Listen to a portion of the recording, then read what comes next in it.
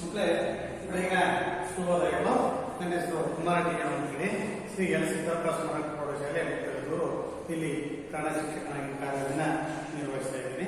ಇಲ್ಲಿ ನಿಮ್ಮ ಅಂತರಂಗಕ್ಕೆ ಸಂಬಂಧಪಟ್ಟಿರ್ತಕ್ಕಂಥ ಒಂದು ಗದ್ಯ ಭಾಗವನ್ನ ಇವತ್ತು ಅಭ್ಯಾಸ ಮಾಡೋಣ. ಅದು ಸಂಬಂಧಪಟ್ಟಂತ ಹಲವಾರು ವಿಷಯಗಳನ್ನು ಚರ್ಚೆ ಮಾಡಬಹುದು. ಈಗ ಮಕ್ಕಳೇ, ನಮ್ಮ ರಾಜ್ಯವನ್ನ ಆಯ್ಕೆ ಮಾಡಿರ್ತಕ್ಕಂಥ ಪ್ರಮುಖ ರಾಜವಂಶಗಳು ಯಾವುವು ಅಂತ ಈ ಉತ್ತರವನ್ನ ಕೊಡ್ತೀವಿ. ಹೇಳಿ ಮಕ್ಕಳೇ. ಕದಂಬರು, ಗೋಡ್, ಆಮೇಲೆ ಶಾಂತವಾಹನರು, ಗೋಡ್, ಆಮೇಲೆ ವಿಜಯನಗರದ ಅರಸರು, ಗೋಡ್, ಗೋಮನೆ ಸುಲ್ತಾನರು, ಆಮೇಲೆ ಮೈಸೂರು ಒಡೆಯರು. ಮೈಸೂರು ಒಡೆಯರು ಕೂಡ ನಮ್ಮ ರಾಜ್ಯಕ್ಕೆ, ಮೈಸೂರು ರಾಜ್ಯ ಮೇಲೆ ಸಿಗುತ್ತೆ. ಈ ರಾಜ್ಯಕ್ಕೆ ತನ್ನದೇ ಆಗಿರ್ತಕ್ಕಂಥ ಕೊಡುಗೆಯನ್ನು ಕೊಟ್ಟಿರ್ತಕ್ಕಂಥದ್ದು ಮೈಸೂರು ರಾಜ ಒಡೆಯರು. ಅದರಲ್ಲಿ ಪ್ರಮುಖವಾಗಿರ್ತಕ್ಕಂಥದ್ದು ನಾಲ್ವಡಿ ಕೃಷ್ಣರಾಜ ಒಡೆಯರ್. ಅವರ ಕಾಲದಲ್ಲಿ ದಿವಾನರಾಗಿ ಕೆಲಸ ಮಾಡತಕ್ಕಂಥ ಸರ್ ಎಂ ಬಿ ಎಂದು ಪ್ರಸಿದ್ಧಿಯಾಗಿರ್ತಕ್ಕಂಥ ಸರ್ ಎಂ ಬಿ ಎಂದು ಪ್ರಸಿದ್ಧವಾಗಿರ್ತಕ್ಕಂಥ ವಿಶ್ವೇಶ್ವರಯ್ಯನವರು ಈ ಬಗ್ಗೆ ಇವತ್ತು ಅಭ್ಯಾಸವನ್ನು ಮಾಡೋಣ. ಇವರನ್ನ ಭಾಗ್ಯಶಿಲ್ಪಿಗಳು ಅಂತ ಕರೀತಾರೆ. ಭಾಗ್ಯಶಿಲ್ಪಿಗಳು ಅಂದ್ರೆ ನಮ್ಮ ರಾಜ್ಯಕ್ಕೆ ಅವರು ಒಬ್ಬ ಶಿಲ್ಪಿಯಾಗಿ ರಾಜ್ಯವನ್ನು ಕೆತ್ತನೆಯಾಗಿ ಮಾಡ್ತಾರೋ, ಶಿಲ್ಪಿಗಳು ಮೂರ್ತಿಯನ್ನ ಯಾವ ರೀತಿ ಕೆತ್ತನೆ ಮಾಡ್ತಾರೋ ಆ ರೀತಿ ನಮ್ಮ ರಾಜ್ಯ ಹೀಗೆ ಇರಬೇಕು ಅಂತೇಳಿ ಆದರ್ಶ ರಾಜ್ಯವನ್ನಾಗಿ ಮಾಡಬೇಕು, ಮಾದರಿ ರಾಜ್ಯವನ್ನಾಗಿ ಮಾಡಬೇಕು ಅಂತೇಳಿ ತನ್ನದೇ ಆಗಿರ್ತಕ್ಕಂಥ ಕೊಡುಗೆಯನ್ನ ಕೊಟ್ಟಿರ್ತಕ್ಕಂಥ ಅದ್ಭುತವಾಗಿ ಸೇವೆ ಸಲ್ಲಿಸಿರ್ತಕ್ಕಂಥ ವ್ಯಕ್ತಿಗಳಾಗಿದ್ದಾರೆ. ಯಾರು? ನಾಲ್ವಡಿ ಕೃಷ್ಣರಾಜ ಒಡೆಯರು, ಸರ್ ಎಂ ವಿಶ್ವೇಶ್ವರಯ್ಯನವರು. ನಾಲ್ವಡಿ ಕೃಷ್ಣರಾಜರಂತೂ ಕೂಡ ಮೊದಲ ಅವಧಿಗೆ ಅಭ್ಯಾಸ ಮಾಡ್ತಕ್ಕಂಥ ಸಂದರ್ಭದಲ್ಲಿ ಚರ್ಚೆ ಮಾಡ್ತೀವಲ್ಲ, ಆ ನಾಲ್ವಡಿ ಮೈಸೂರು ಒಡೆಯರು, ಮೈಸೂರು ರಾಜ್ಯವನ್ನ ಆಳ್ಕೆ ಮಾಡಿರ್ತಕ್ಕಂಥ ನಾಲ್ವಡಿ ಕೃಷ್ಣರಾಜ ಒಡೆಯರು ಅದ್ಭುತವಾಗಿರ್ತಕ್ಕಂಥ ಕೊಡುಗೆಯನ್ನು ಕೊಟ್ಟಿದ್ದಾರೆ. ಯಾಕೆಂದ್ರೆ ನಮ್ಮ ರಾಜ್ಯದಲ್ಲಿ ಪ್ರಸಿದ್ಧ ಅಣೆಕಟ್ಟಾಗಿರ್ತಕ್ಕಂಥ KRS ಕೃಷ್ಣರಾಜ ಸಾಗರ ಅಂತ ಹೇಳ್ತೀವಿ. ಅವರು ಕಾಲದಲ್ಲಿ ಆಗಿರ್ತಕ್ಕಂಥದ್ದು ಅವರದೇ ಹೆಸರಿರ್ತಕ್ಕಂಥದ್ದು. ಆಮೇಲೆ ಕೃಷ್ಣರಾಜ ಸಾಗರ ಅಂತ ಹೇಳಿ ಅಲ್ಲಿ ಮೈಸೂರು ಪಕ್ಕದಲ್ಲಿ ಒಂದು ಜಿಲ್ಲೆ ಇದೆ. ಅದು ಕೂಡ ಬಹಳ ಪ್ರಸಿದ್ಧಿಯಾಗಿರ್ತಕ್ಕಂಥದ್ದು, ಬಹಳ ವಿಶಾಲವಾಗಿರ್ತಕ್ಕಂಥ ಜಿಲ್ಲೆ ಆಗಿರುತ್ತೆ. ಇವರು ಕೊಟ್ಟಿರ್ತಕ್ಕಂಥ ಕೊಡುಗೆ ಅದಕ್ಕೆ ಅಪಾರವಾಗಿರ್ತಕ್ಕಂಥದ್ದು. ಹಾಗೆ ಅವರ ಹೆಸರು, ಅವರ ಮನೆಯವರ ಹೆಸರು ವಾಣಿ ಅಂತೇಳಿ, ಅವರ ಹೆಸರಿಗೆ ವಾಣಿ ವಿಲಾಸ ಸಾಗರ ಅಂತಕ್ಕಂಥ ಅಣೆಕಟ್ಟನ್ನು ನಿರ್ಮಾಣ ಮಾಡಿರ್ತಕ್ಕಂಥದ್ದು. ಜನಗಳನ್ನ ಬಹಳ ವಿಶ್ವಾಸದಿಂದ ಏನು ನಾವು ಆಧುನಿಕವಾಗಿ ಪ್ರಜಾಪ್ರಭುತ್ವ ಪದ್ಧತಿಯನ್ನು ಕಲಿತು ಅದೇ ರೂಪದ ಪ್ರಜಾಪ್ರಭುತ್ವದ ಪದ್ಧತಿಯನ್ನ ರಾಜರ ಕಾಲದಲ್ಲೂ ಕಾಣ್ತಿದ್ರೆ ಇವರು ಕೊಟ್ಟಿರ್ತಕ್ಕಂಥ ಕಾಣಿಕೆ ಅದ್ಭುತವಾಗಿರ್ತಕ್ಕಂಥದ್ದು. ಜನಗಳ ಮೇಲೆ ತಾವಿರ್ತಕ್ಕಂಥ ನಂಬಿಕೆ ಆಗಿರ್ಬೋದು, ವಿಶ್ವಾಸ ಆಗಿರ್ಬೋದು, ಅಥವಾ ಜನರಿಗೆ ಬೇಕಾಗಿರುವ ಸೌಲಭ್ಯವನ್ನು ಯಾವ ರೀತಿ ಬಳಸಿದ್ದು ಅನ್ನೋದನ್ನ ಇವತ್ತು ಪ್ರಜಾಪ್ರಭುತ್ವವನ್ನ ನಡೆಸ್ತಕ್ಕಂಥ ನಮ್ಮ ರಾಜ್ಯ ಸರ್ಕಾರ ಅದನ್ನ ಅಳವಡಿಸಿಕೊಂಡಿರ್ತಕ್ಕಂಥ ವಿಚಾರವನ್ನ ನಾವು ಇಲ್ಲಿ ಆಲೋಚನೆ ಮಾಡಬೇಕಾಗುತ್ತೆ. ಅವರು ತನ್ನದೇ ಆಗಿರ್ತಕ್ಕಂಥ ಕೊಡುಗೆಯನ್ನು ಕೊಟ್ಟಿರೋದ್ರಿಂದ ಇವತ್ತು ನಾವು ನಮ್ಮ ಭಾಗ್ಯಶಿಲ್ಪಿಗಳು ಅಂತ ಹೇಳ್ತೀವಿ. ಅದೇ ಇನ್ನೊಬ್ಬ ಪ್ರಸಿದ್ಧ ಇಂಜಿನಿಯರ್ ಆಗಿರ್ತಕ್ಕಂಥ ಸರ್ ಎಂ ವಿಶ್ವೇಶ್ವರಯ್ಯನವರು ಕೂಡ ಅಷ್ಟೇ ನಮ್ಮ ರಾಜ್ಯಕ್ಕೆ ತನ್ನದೇ ಆಗಿರ್ತಕ್ಕಂಥ ಕೊಡುಗೆಯನ್ನು ಕೊಟ್ಟು ದೇಶ ವಿದೇಶಗಳಲ್ಲಿ ಪ್ರಸಿದ್ಧಿಯನ್ನು ಪಡೆದಂಥವರು, ತನ್ನದೇ ಆಗಿರ್ತಕ್ಕಂಥ ಹಲವಾರು ಯೋಜನೆಗಳ ಮೂಲಕ ಬಹಳ ಪ್ರಸಿದ್ಧಿಯನ್ನು ಪಡೆದಿರ್ತಕ್ಕಂಥವರು ಸರ್ ಎಂ ವಿಶ್ವೇಶ್ವರಯ್ಯ. ಇವರಿಬ್ಬರ ಬಗ್ಗೆ ಇವತ್ತು ನಾಲ್ವಡಿ ಕೃಷ್ಣರಾಜ ಬಗ್ಗೆ ಅಭ್ಯಾಸ ಮಾಡಿದ್ರೆ, ಇನ್ನೊಂದು ಅವಧಿಯಲ್ಲಿ ಸರ್ ಎಂ ವಿಶ್ವೇಶ್ವರಯ್ಯನವರ ಬಗ್ಗೆ ಅಭ್ಯಾಸವನ್ನು ಮಾಡೋಣ. ಇವತ್ತು ಅಂತ ಒಂದು ಗದ್ಯ ಭಾಗವೇ ಭಾಗ್ಯ ಶಿಲ್ಪಿಗಳು. ಕನ್ನಡ ಗದ್ಯ ಭಾಗ ಭಾಗ್ಯ ಶಿಲ್ಪಿಗಳು.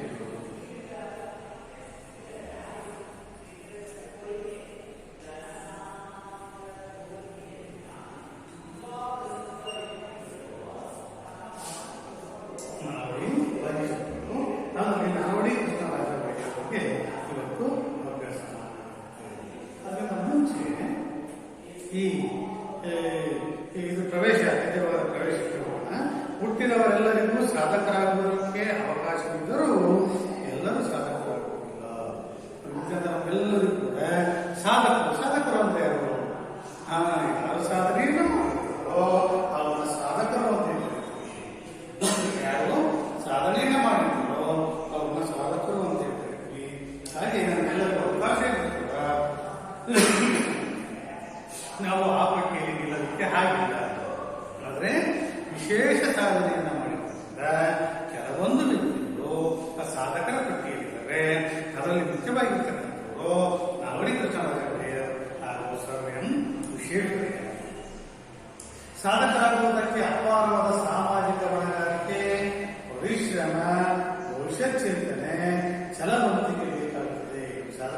ಅದಕ್ಕೆ ಅವರಿಗೆ ಅಪಾರವಾದ ಹೆಚ್ಚಿನ ಸಾಮಾಜಿಕ ಹೊಣೆಗಾರಿಕೆ ಬೇಕಾಗುತ್ತೆ. ಹಾಗೆಯೇ ಅವರು ಕಷ್ಟಪಟ್ಟು ದುಡಿಬೇಕಾಗುತ್ತೆ. ಅವರ ಭವಿಷ್ಯದ ಬಗ್ಗೆ ಚಿಂತನೆಯನ್ನು ಮಾಡಬೇಕಾಗುತ್ತೆ. ದೇಶದ ಭವಿಷ್ಯದ ಬಗ್ಗೆ ಚಿಂತನೆ ಮಾಡಬೇಕಾಗುತ್ತೆ. ರಾಜ್ಯದ ಬಗ್ಗೆ ಚಿಂತನೆ ಮಾಡಬೇಕಾಗುತ್ತೆ. ಹಾಗೂ ಸಮಾಜದ ಬಗ್ಗೆ ಚಿಂತನೆ ಮಾಡಿ ತನ್ನದೇ ಆಗಿರ್ತಕ್ಕಂಥ ಕೊಡುಗೆಯನ್ನು ಕೊಡಬೇಕಾಗುತ್ತೆ. ಅದು ಛಲವಂತಿಕೆ, ಅದು ಮಾಡೇ ಮಾಡ್ತೀನಿ ಅಂತಕ್ಕಂಥ ಛಲ ಯಾರಿಗೆ ಉಂಟು ಅವನು ಸಾಧನಕಾರಕ್ಕೆ ಸಾಧ್ಯತೆ ಇದೆ. ಸಾಧನೆಯ ಪಥದಲ್ಲಿ ಎದುರಾಗುವ ಅಡ್ಡಿ ಆತಂಕಗಳನ್ನು ನಿವಾರಿಸಿಕೊಳ್ಬೇಕು. ನಾವು ಯಾವುದೇ ಒಂದು ಕೆಲಸವನ್ನು ಮಾಡಬೇಕು ಅಂತ ಹೇಳಿದ್ರೆ ಯಾವುದೇ ಕೆಲಸ ಮಾಡಿದ ತಕ್ಷಣ ತಕ್ಷಣ ಯಶಸ್ವಿಯಾಗೋದಿಲ್ಲ. ಆ ಕೆಲಸ ಮಾಡಬೇಕು ಅಂದ್ರೆ ಅಡ್ಡಿ ಆತಂಕಗಳು ಬರ್ತದೆ. ಅವನ್ನ ಮೆಟ್ಟಿ ನಿಂತು ಅವುಗಳನ್ನ ಎದುರಿಸಿ ನಾವೇನಾದ್ರೂ ಕೆಲಸ ಮಾಡೋದಕ್ಕೆ ಸಾಧ್ಯ ಆಗುತ್ತೆ. ಏನಾದ್ರೂ ಅವುಗಳಿಗೆ ಎದುರ್ಕೊಂಡು ಓಡಿ ಹೋಗ್ಬೇಕಿದ್ರೆ ನಾವು ಯಾವುದೇ ಕೆಲಸವನ್ನು ಮಾಡೋದಕ್ಕೆ ಸಾಧ್ಯ ಆಗೋದಿಲ್ಲ. ಹಾಗಾಗಿ ಎಂಥ ಅಡ್ಡಿ ಆತಂಕಗಳನ್ನು ನಿವಾರಿಸಿಕೊಳ್ಬೇಕು. ಇಂತಹ ಅಪರೂಪದ ಸಾಧಕರನ್ನು ಸಮಾಜ ನಿತ್ಯ ಸ್ಮರಿಸುತ್ತದೆ. ಇಂತಹ ಸಾಧನೆ ಮಾಡ್ತಕ್ಕಂಥವ್ರನ್ನ ನಮ್ಮ ಸಮಾಜ ಪ್ರತಿನಿತ್ಯವನ್ನು ಕೂಡ ಸ್ಮರಣೆ ಮಾಡುತ್ತೆ. ಪೂಜೆ ಮಾಡ್ತಕ್ಕಂಥ ಕೆಲಸ ಮಾಡುತ್ತೆ. ಸಾಮಾಜಿಕವಾಗಿ, ಶೈಕ್ಷಣಿಕವಾಗಿ, ಆಡಳಿತಾತ್ಮಕವಾಗಿ, ವೈಜ್ಞಾನಿಕವಾಗಿ ಸಾಧನೆ ಮಾಡಿ ಕನ್ನಡ ನಾಡಿನ ಅಭಿವೃದ್ಧಿಗಾಗಿ ಸಲ್ಲಿಸಿರುವ ಸೇವೆ ಪರಿಚಯ ಮಾಡಿಕೊಳ್ಳುವುದು ಇಲ್ಲಿ ಆಶಯ. ಈ ಸಾಮಾಜಿಕ ನಮ್ಮ ಸಮಾಜಕ್ಕೆ ಏನೇನು ಕೊಡುಗೆ ಕೊಟ್ಟಿದ್ದಾರೆ, ಶಿಕ್ಷಣಕ್ಕೆ ಅವರು ಕೊಟ್ಟಿರ್ತಕ್ಕಂಥ ಕೊಡುಗೆ ಯಾವ ರೀತಿ ಶೈಕ್ಷಣಿಕ ವ್ಯವಸ್ಥೆಯನ್ನು ಬದಲಾವಣೆ ಮಾಡಿದ್ದಾರೆ, ಆಡಳಿತಾತ್ಮಕವಾಗಿ ಆಡಳಿತ ವಿಚಾರವನ್ನು ಯಾವ ರೀತಿ ತಂದಿದ್ದಾರೆ, ಅಲ್ಲಿರ್ತಕ್ಕಂಥ ವ್ಯತ್ಯಾಸಗಳೇನು, ಏನು ಹೊಸ ಅನುಭವಗಳನ್ನು ಕೊಟ್ಟಿದ್ದಾರೆ, ವೈಜ್ಞಾನಿಕವಾಗಿ ಸಾಧನೆ ಮಾಡಿದ್ದಾರೆ, ವಿಜ್ಞಾನಕ್ಕೆ ಸಂಬಂಧಪಟ್ಟಿರ್ತಕ್ಕಂಥ ಏನೇನು ಸಾಧನೆಯನ್ನು ಮಾಡಿದರೆ ಅಂತಕ್ಕಂಥ ಸಾಧನೆ ಮಾಡಿ ಕನ್ನಡ ನಾಡಿನ ಅಭಿವೃದ್ಧಿಗಾಗಿ, ನಮ್ಮ ನಾಡಿನ ಅಭಿವೃದ್ಧಿಗಾಗಿ ಏನೇ ಮಾಡಿದ್ದಾರೆ ಅಂತಕ್ಕಂಥ ಸೇವೆಯ ಪರಿಚಯ ಮಾಡಿಕೊಳ್ಳುವುದು ಈ ಗದ್ಯ ಭಾಗದ ಆಶಯ ಆಗಿರುತ್ತದೆ. ಅಂತ ಒಂದು ಗದ್ಯ ಭಾಗದಲ್ಲಿ ಮೊದಲು ಬರ್ತಕ್ಕಂಥದ್ದು ನಾವಡಿ ಕೃಷ್ಣರಾಜ ಒಡೆಯರು. ನಾವಡಿ ಕೃಷ್ಣರಾಜ ಒಡೆಯರು.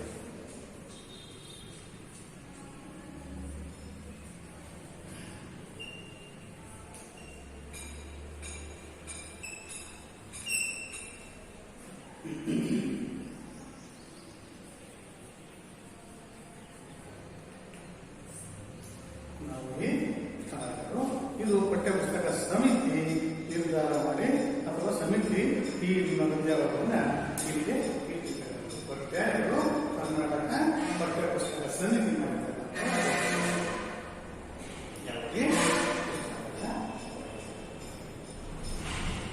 ಮೈಸೂರು ಸಂಸ್ಥಾನದ ಒಡೆಯರ್ ರಾಜಸಂತತಿಯ 24ನೇ ರಾಜರು ನಾಲ್ವಡಿ ಕೃಷ್ಣರಾಜ ಒಡೆಯರ್. ಇವರ ಆಳ್ವಿಕೆ 1902ರಿಂದ 1940ರವರೆಗೆ ನಡೆಯಿತು. ನಾಲ್ವಡಿ ಕೃಷ್ಣರಾಜ ಒಡೆಯರು 1895ರಲ್ಲಿ ಪಟ್ಟಾಭಿಷಿಕ್ತರಾದರೂ ಸಹ ಕೇವಲ 10 ವರ್ಷದ ಬಾಲಕರಾಗಿದ್ದರಿಂದ ಅವರ ತಾಯಿಯವರಾದ ಮಹಾರಾಣಿ ವಾಣಿವಿಲಾಸರವರು ನಿರಂತರವಾಗಿ ಆಡಳಿತ ನಿರ್ವಹಣೆ ಮಾಡಿದರು. ರಾಜಕುಮಾರರಿಗೆ ಸೂಕ್ತ ವಿದ್ಯಾಭ್ಯಾಸ, ಆಡಳಿತ ತರಬೇತಿ ಇವುಗಳನ್ನು ಮಹಾರಾಣಿಯವರು ತೀವ್ರ ನಿಗಾ ವಹಿಸಿ ನಡೆಸುವುದರ ಪರಿಣಾಮವಾಗಿ ಮೈಸೂರು ರಾಜ್ಯಕ್ಕೆ ಒಬ್ಬ ಸಮರ್ಥ ಆಡಳಿತಗಾರನಾಗಿ ನಾಲ್ವಡಿ ಕೃಷ್ಣರಾಜ ಒಡೆಯರು ದೊರಕಿದರು. ಮಾದರಿ ಮೈಸೂರು 1902ರ ಆಗಸ್ಟ್ 8ನೇ ತಾರೀಕಿನಿಂದ ಮೈಸೂರು ರಾಜ್ಯದ ನೇರ ಉಸ್ತುವಾರಿ ಕೃಷ್ಣರಾಜ ಒಡೆಯರ ಸುಪರ್ದಿಗೆ ಬಂದಿತು. ಆಗ ದಿವಾನರಾಗಿದ್ದ ಸರ್ ಎಂ ಶೇಷಾದ್ರಿ ಅಯ್ಯರ್ ಅವರ ಸಹಕಾರದೊಡನೆ ಮೈಸೂರು ರಾಜ್ಯದ ಸರ್ವತೋಮುಖ ಅಭಿವೃದ್ಧಿಗೆ ನಾಲ್ವಡಿ ಕೃಷ್ಣರಾಜ ಒಡೆಯರು ಕಂಕಣಬದ್ಧರಾದರು. ಇವರ ಕಾಲದಲ್ಲಿ ಇಡೀ ಭಾರತ ಖಂಡದಲ್ಲಿ ಯಾವ ಸಂಸ್ಥಾನವೂ ಕಾಣದ ಅಭಿವೃದ್ಧಿಯನ್ನು ಮೈಸೂರು ರಾಜ್ಯ ಕಂಡುವುದರಿಂದ ಮೈಸೂರು ಸಂಸ್ಥಾನಕ್ಕೆ ಮಾದರಿ ಮೈಸೂರಿನ ಕೀರ್ತಿ ಪ್ರಾಪ್ತವಾಯಿತು. ನಾಲ್ವಡಿ ಕೃಷ್ಣರಾಜ ಒಡೆಯರು ಅರಸಮನೆತನದಿಂದ ಬಂದವರಾಗಿದ್ದರೂ ಸಹ ಜನತೆಯ ಆಡಳಿತದಲ್ಲಿ ಪಾಲ್ಗೊಳ್ಳುವಿಕೆಯ ಪರವಾಗಿದ್ದರು. ಪ್ರಜಾಪ್ರತಿನಿಧಿ ಸಭೆ ನಾಲ್ವಡಿ ಕೃಷ್ಣರಾಜ ಒಡೆಯರ ಕಾಲದಲ್ಲಿ ಪ್ರಜಾಪ್ರತಿನಿಧಿ ಸಭೆಯು ನೂತನ ರೂಪವನ್ನು ಪಡೆದು ನಿಜವಾದ ಜನಪ್ರತಿನಿಧಿ ಸಭೆಯಾಗಿ ಪರಿವರ್ತನೆಯಾಯಿತು. ಅದಕ್ಕಾಗಿ 1923ರಲ್ಲಿ ಹೊಸ ಕಾನೂನೊಂದನ್ನು ಜಾರಿಗೆ ತಂದು ಪ್ರಜಾಪ್ರತಿನಿಧಿ ಸಭೆಯನ್ನು ಶಾಸನಬದ್ಧ ಸಂಸ್ಥೆಯನ್ನಾಗಿ ಮಾರ್ಪಡಿಸಿದರು. ಇದು ಪ್ರಜಾತಂತ್ರದ ದೃಷ್ಟಿಯಿಂದ ಭಾರತದಲ್ಲಿಯೇ ಮಾದರಿಯಾದ ಸಂಸ್ಥೆಯಾಗಿ ಕಾರ್ಯನಿರ್ವಹಿಸಲು ಆರಂಭಿಸಿತು. ಪ್ರಜಾಪ್ರತಿನಿಧಿ ಸಭೆಯು ವರ್ಷಕ್ಕೆ 2 ಬಾರಿ ಅಂದರೆ 1 ಜೂನ್ ಮಹಾರಾಜರ ವರ್ಧಂತಿ, 2 ಅಕ್ಟೋಬರ್ ದಸರಾ ಮಹೋತ್ಸವ ಸಮಾವೇಶಗಳು ಕಲಾಪಗಳನ್ನು ನಡೆಸುತ್ತಿತ್ತು. ಅಲ್ಲಿ ವಾರ್ಷಿಕ ಆಯವ್ಯಯ ಪರಿಶೀಲನೆ, ಪ್ರಶ್ನೋತ್ತರಗಳು, ತರಾ ಮುಂತಾದ ಸಂಸದೀಯ ಮಾದರಿಯ ನಡವಳಿಕೆಗಳು ನಡೆಯುತ್ತಿದ್ದವು. ಪ್ರತಿನಿಧಿ ಸಭೆಯಲ್ಲಿದ್ದ 275 ಸದಸ್ಯರಲ್ಲಿ ಹೆಚ್ಚು ಪ್ರತಿನಿಧಿಗಳು ಜನರಿಂದ ಆಯ್ಕೆಯಾದವರಾಗಿದ್ದರು. ನ್ಯಾಯವಿಧಾಯಕ ಸಭೆ ನಾಲ್ವಡಿ ಕೃಷ್ಣರಾಜರು 1907ರಲ್ಲಿ ನ್ಯಾಯವಿಧಾಯಕ ಸಭೆಯನ್ನು ಸ್ಥಾಪಿಸಿದರು. ಇದರ ಸದಸ್ಯರ ಸಂಖ್ಯೆ 50. ಇದರಲ್ಲಿ ಜನರಿಂದ ಆಯ್ಕೆಯಾದವರು 22 ಸದಸ್ಯರು. ಮೇಲ್ಮನೆಯ ರೀತಿಯಲ್ಲಿ ಕಾರ್ಯನಿರ್ವಹಿಸುತ್ತಿದ್ದ ಈ ಸಂಸ್ಥೆ ಜೂನ್ ಮತ್ತು ಡಿಸೆಂಬರ್ ತಿಂಗಳುಗಳಲ್ಲಿ ಬೆಂಗಳೂರಿನಲ್ಲಿ ಸಮಾವೇಶಗೊಳ್ಳುತ್ತಿತ್ತು. ಪ್ರಜಾಪ್ರತಿನಿಧಿ ಸಭೆಯಲ್ಲಿ ಮಂಡಿಸಿದ ಎಲ್ಲಾ ವಿಷಯಗಳನ್ನು ಸಹ ವಿಮರ್ಶಿಸುವ ಅಧಿಕಾರ ಈ ಸಭೆಗೆ ಇದ್ದಿತ್ತು. ಮುಖ್ಯವಾಗಿ ಯಾವುದೇ ಕಾನೂನನ್ನು ಜಾರಿಗೊಳಿಸಲು ಆ ಸಭೆಯ ಅನುಮತಿ ಅಗತ್ಯವಾಗಿತ್ತು. ಈ ಸಭೆಗೆ ಸರ್ಕಾರದ ಖರ್ಚುಗಳನ್ನು ಕಡಿಮೆ ಮಾಡುವ ಅಧಿಕಾರ ಸಹ ಇದ್ದಿತ್ತು. ಕೊಡುಗೆ ಸ್ಥಳೀಯ ಸಂಸ್ಥೆಗಳನ್ನು ರಚಿಸಿ ಆಡಳಿತ ವಿಕೇಂದ್ರೀಕರಣಕ್ಕೆ ಅನುವು ಮಾಡಿಕೊಟ್ಟರು. ನಗರ ಪಾಲಿಕೆಗಳು ಹಾಗೂ ಗ್ರಾಮ ಪಂಚಾಯಿತಿಗಳು ಕಾರ್ಯನಿರ್ವಹಿಸಲು ಆರಂಭ ಮಾಡಿದವು. ಇವರ ಕಾಲದಲ್ಲಿ ಗ್ರಾಮ ನಿರ್ಮಲೀಕರಣ, ವೈದ್ಯ ಸಹಾಯ, ವಿದ್ಯೆ ಪ್ರಚಾರ, ನೀರಿನ ಸೌಕರ್ಯ, ಪ್ರಯಾಣ ಸೌಲಭ್ಯ ಮುಂತಾದ ಕ್ಷೇತ್ರಗಳು ಸ್ವಯಂ ಆಡಳಿತ ಕ್ಷೇತ್ರಗಳಾದವು. ಮೈಸೂರು ಸಂಸ್ಥಾನವನ್ನು ಮಾದರಿ ಸಂಸ್ಥಾನವನ್ನಾಗಿ ರೂಪಿಸಿದರು. ಸಾಮಾಜಿಕ ಕಾನೂನುಗಳ ಹರಿಕಾರ ಎಂದು ಹೆಸರಾದರು. ಸಾಹಿತ್ಯ, ಸಂಗೀತ, ವಾಸ್ತುಶಿಲ್ಪಗಳ ಅಭಿವೃದ್ಧಿಗೆ ಒತ್ತು ನೀಡಿದರು. ಬೆಂಗಳೂರಿನಲ್ಲಿ ಕನ್ನಡ ಸಾಹಿತ್ಯ ಪರಿಷತ್ತನ್ನು ಪ್ರಾರಂಭಿಸಿದರು. ಮೈಸೂರು, ಅರಸೀಕೆರೆ, ಬೆಂಗಳೂರು, ಚಿಕ್ಕಬಳ್ಳಾಪುರ, ಚಿಕ್ಕಜಾಜೂರು, ಚಿತ್ರದುರ್ಗ, ನಂಜನಗೂಡು, ಚಾಮರಾಜನಗರ, ತರೀಕೆರೆ, ಶಿವಮೊಗ್ಗ, ಆಲಂಪುರ ಈ ಎಲ್ಲಾ ರೈಲು ಮಾರ್ಗಗಳನ್ನು 1931ರ ವೇಳೆಗೆ ಪೂರೈಸಲಾಯಿತು.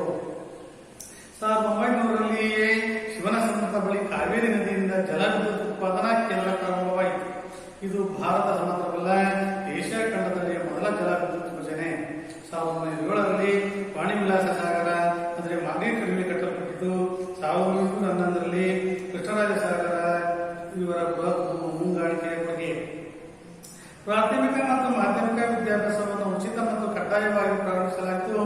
ನಾಡಿನಲ್ಲಿ ಮೊಟ್ಟ ಮೊದಲ ವಿಶ್ವವಿದ್ಯಾನಿಲಯವಾದ ಮೈಸೂರು ವಿಶ್ವವಿದ್ಯಾನಿಲಯವನ್ನು ಸ್ಥಾಪಿಸಿದ ಕೀರ್ತಿ ನಾಲ್ವಡಿ ಕೃಷ್ಣರಾಜರಿಗೆ ಸಲ್ಲಿಸುತ್ತದೆ. 270 ಉಚಿತ ಆಸ್ಪತ್ರೆಗಳು ಕಾರ್ಯಾರಂಭ ಮಾಡಿದವು. ವಾಣಿಜ್ಯ ಕ್ಷೇತ್ರದಲ್ಲಿ ಮೈಸೂರು ಬ್ಯಾಂಕಿನ ಸ್ಥಾಪನೆ ಆರ್ಥಿಕ ಅಭಿವೃದ್ಧಿಯ ಸಂಕೇತ. 1906ರಲ್ಲಿ ಸಹಕಾರ ಸಂಘಗಳನ್ನು ಸ್ಥಾಪಿಸಲಾಯಿತು. ಜಾರಿ ಮಾಡಿದ ಸಾಮಾಜಿಕ ಕಾನೂನು 1909 ದೇವದಾಸಿ ಪದ್ಧತಿ ನಿಷೇಧ, 1910 ಬಸವಿ ಪದ್ಧತಿ ರದ್ದತಿ, ಗೆಜ್ಜೆ ಪೂಜೆ ಪದ್ಧತಿ ಸಂಪೂರ್ಣ ನಿರ್ಮೂಲನೆ, 1936 ವೇಶ್ಯವೃತ್ತಿ ತಡೆಗಟ್ಟುವ ಕಾಯ್ದೆ, ವಿಧವಾ ಮರುವಿವಾಹ ಕಾಯ್ದೆ, ಸ್ತ್ರೀಯರಿಗೆ ಕಡ್ಡಾಯ ಶಿಕ್ಷಣ ಜಾರಿ, 1914ರಲ್ಲಿ ಶಾಲಾ ಪ್ರವೇಶಕ್ಕೆ ಜಾತಿ ಪರಿಗಣನೆ ನಿಷೇಧ, 1919 ಮಾಧ್ಯಮಿಕ ಶಾಲಾ ಶಿಕ್ಷಣ ಶುಲ್ಕ ರದ್ದತಿ, 1920 ಮೊಟ್ಟ ಮೊದಲ ಬಾರಿಗೆ ಸ್ತ್ರೀಯರಿಗೆ ಮತದಾನದ ಹಕ್ಕು, 1905 ಸಹಕಾರಿ ಕಾರ್ಮಿಕ ಪರಿಹಾರ ಕಾಯ್ದೆ, 1913 ಮೈಸೂರು ಗ್ರಾಮ ನ್ಯಾಯಾಲಯ ಕಾಯ್ದೆ, 1918 ಗ್ರಾಮ ಪಂಚಾಯಿತಿಗಳ ಕಾಯ್ದೆಗಳನ್ನು ಜಾರಿಗೆ ತಂದು ನಾಡಿನ ಅಭಿವೃದ್ಧಿಗೆ ಶ್ರಮಿಸುತ್ತಾರೆ ನಾಲ್ವಡಿ ಕೃಷ್ಣರಾಜ ಒಡೆಯರ್. ಗದ್ಯ ಭಾಷೆ ಮಾಡುವಂತ ವಿಚಾರಗಳನ್ನ ಈಗ ಚರ್ಚೆ ಮಾಡೋಣ. ನೋಡಿ, ನೀವು ಕೂಡ ಓದಿಸಿರಿ, ನೀವು ಓದಬೇಕಾಗುತ್ತೆ. ನಾಲ್ವಡಿ ಕೃಷ್ಣರಾಜ ಒಡೆಯರ್ ಮೈಸೂರು ರಾಜರ ಕಾಲದಲ್ಲಿ ಆಳ್ವಿಕೆ ಮಾಡಿರ್ತಕ್ಕಂಥ ಮೈಸೂರು ಒಡೆಯರಾಗಿ ಆಳ್ವಿಕೆ ಮಾಡಿರ್ತಕ್ಕಂಥ ಪ್ರಸಿದ್ಧ ಒಬ್ಬ ರಾಜರು ಅಂತಿದ್ರೆ ನಾವು ನೀವು ಕೂಡ ಅರಮನೆ ಹೆಂಗಿರುವ ಅಂತ ಕಲ್ಪನೆ ಮಾಡ್ಕೊಂಡು ನೋಡ್ಬೇಕು ಅಂದ್ರೆ ಮೈಸೂರು ರಾಜರ ಕಾಲದಲ್ಲಿ ಕಟ್ಟಿರ್ತಕ್ಕಂಥ ನಮ್ಮ ನಾಡಿನ ಪ್ರಸಿದ್ಧ ಪ್ರವಾಸಿ ತಾಣ ಆಗಿರ್ತಕ್ಕಂಥ ಮೈಸೂರು ಅರಮನೆಯನ್ನೇ ನೋಡಿದಾಗ ನಾವು ಕೇಳ್ತಕ್ಕಂಥ ಕಲ್ಪನೆ ಅಥವಾ ಕಲ್ಪನೆ ಮಾಡ್ಕೊಳ್ಳೋದಕ್ಕೂ ಅಸಾಧ್ಯವಾಗಿರ್ತಕ್ಕಂಥ ಒಂದು ಅರಮನೆಯನ್ನು ನಾವು ನೋಡೋದಕ್ಕೆ ಸಾಧ್ಯ ಆಗುತ್ತೆ. ಮೈಸೂರು ಸಂಸ್ಥಾನದ ಒಡೆಯರ್ ರಾಜ ಸಂತತಿಯ 24ನೇ ರಾಜರು ನಾಲ್ವಡಿ ಕೃಷ್ಣರಾಜ ಒಡೆಯರ್. ಮೈಸೂರು ಸಂಸ್ಥಾನದಲ್ಲಿ ಒಡೆಯರಾಗಿ ಹಲವಾರು ಜನ ರಾಜರು ಆಳ್ವಿಕೆ ಮಾಡ್ತಾರೆ. ಅದರಲ್ಲಿ 24ನೇ ಒಡೆಯರು, 24ನೇ ವ್ಯಕ್ತಿ ಅಂತಿದ್ರೆ ಮೈಸೂರು ಒಡೆಯರು ಕೃಷ್ಣರಾಜ ಒಡೆಯರ್.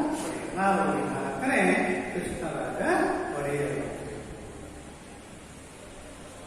ನಾಲ್ವಡಿ ಕೃಷ್ಣರಾಜ ಒಡೆಯರು 1895ರಲ್ಲಿ ಪಟ್ಟಾಭಿಷಿಕ್ತರಾದರೂ ಸಹ 1895ರವರೆಗೂ ಮಟ್ಟವನ್ನು ಕೊಡ್ತಾರೆ.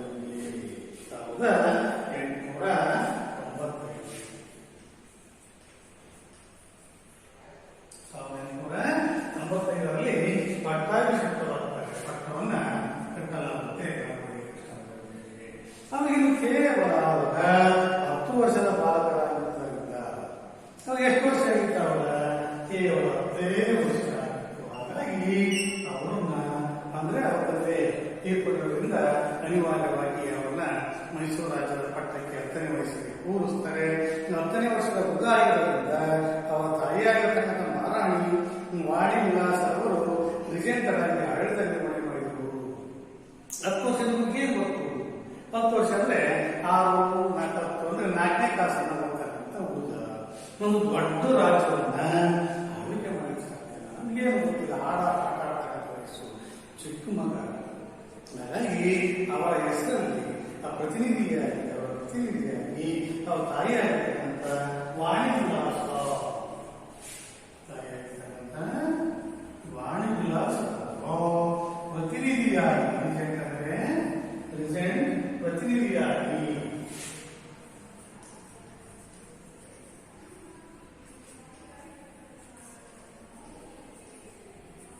ಪ್ರತಿನಿಧಿಯಾಗಿ ಕೆಲಸವನ್ನ ನಿರ್ವಹಿಸ್ತಾರೆ, ಕಾರ್ಯಕ್ರಮವನ್ನ ಮಾಡ್ತಾರೆ.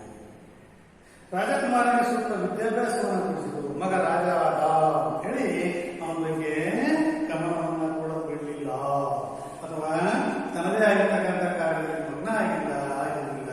ತನ್ನ ಮಗನಿಗೆ ಏನು ಅವಶ್ಯಕತೆ ಇದೆಯೋ ಅದನ್ನ ಕೊಡಿಸೋದಕ್ಕೆ ಅವರಿಗೆ ಹೆಚ್ಚಿನ ಆಸಕ್ತಿಯನ್ನು ತೋರಿಸ್ತಾರೆ. ಹಾಗಾಗಿ ಅವರಿಗೆ ಸಲ್ಲಬೇಕಾಗಿರ್ತಕ್ಕಂಥ ಎಲ್ಲ ರೀತಿಯ ವ್ಯವಸ್ಥಿತವಾಗಿರ್ತಕ್ಕಂಥ ಶಿಕ್ಷಣವನ್ನ ತೋರಿಸ್ತಾರೆ. ಆಡಳಿತ ತರಬೇತಿ ಇವುಗಳನ್ನು ಮಹಾರಾಣಿಯವರು ತೀವ್ರ ನಿಗಾವಹಿಸಿ ನಡೆಸುವುದರ ಪರಿಣಾಮವಾಗಿ ಆಮೇಲೆ ಆಡಳಿತ ನಿರ್ವಹಣೆಯನ್ನ ತರಬೇತಿಯಲ್ಲಿ ಕೊಟ್ಟರೆ ಆಡಳಿತ ಯಾವ ರೀತಿ ನಡೆಸಬೇಕು, ರಾಜನಾಗಿ ತನ್ನ ಕರ್ತವ್ಯಗಳನ್ನು ಇರ್ತದೆ, ಪ್ರಜೆಗಳನ್ನ ಯಾವ ರೀತಿ ನೋಡ್ಕೋಬೇಕಾಗುತ್ತೆ ನನ್ನ ವಿಚಾರವಾಗಿ ತನ್ನದೇ ಆಗಿರ್ತಕ್ಕಂಥ ಒಂದು ನಿಗದಲ್ಲಿ ತನ್ನದೇ ಆಗಿರ್ತಕ್ಕಂಥ ಒಂದು ಹಿಡಿತದಲ್ಲಿ ಅವರಿಗೆ ತರಬೇತಿಯನ್ನು ಕೊಡಿಸುತ್ತಾರೆ. ಇವೆಲ್ಲದ ಪರಿಣಾಮವಾಗಿ ಮೈಸೂರು ರಾಜ್ಯಕ್ಕೆ ಒಬ್ಬ ಸಮರ್ಥ ಆಡಳಿತಗಾರನಾಗಿ, ಒಬ್ಬ ಸಮರ್ಥ ಯೋಗ್ಯವಾಗಿರ್ತಕ್ಕಂಥ ದಕ್ಷಿಣಾಗಿರ್ತಕ್ಕಂಥ ಒಬ್ಬ ರಾಜ ಸಿಗ್ತಾನೆ. ನಾವೇ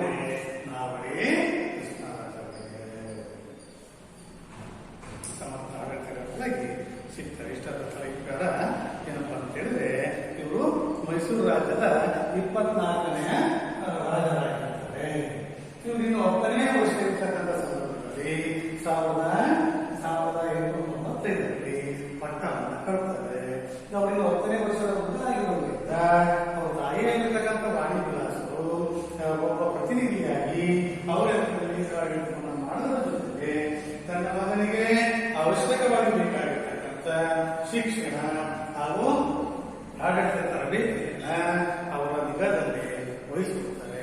ಇದೆಲ್ಲದರ ಪರಿಣಾಮವಾಗಿ ನಮ್ಮ ರಾಜ್ಯಕ್ಕೆ ಬೇಕಾಗಿರ್ತಕ್ಕಂಥ ಒಬ್ಬ ಸಮರ್ಥ ಆಡಳಿತಗಾರರಾಗಿ ನಾಲ್ವಡಿ ಬೆಳೀತಾರೆ. ಇಷ್ಟು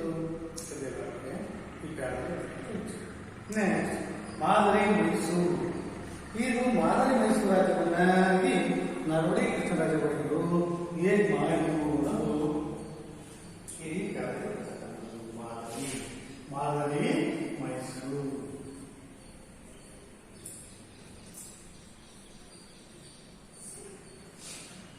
ಸಾವಿರದ 1902ರ ಆಗಸ್ಟ್ 8ನೇ ತಾರೀಕಿನಿಂದ ಮೈಸೂರು ರಾಜ್ಯದ ನೇರ ಉಸ್ತುವಾರಿ ಕೃಷ್ಣರಾಜ ಒಡೆಯರ ಸುಪರ್ದಿಗೆ ಹೋಗಿತ್ತು. 1902ರ ಆಗಸ್ಟ್ 8ನೇ ತಾರೀಕು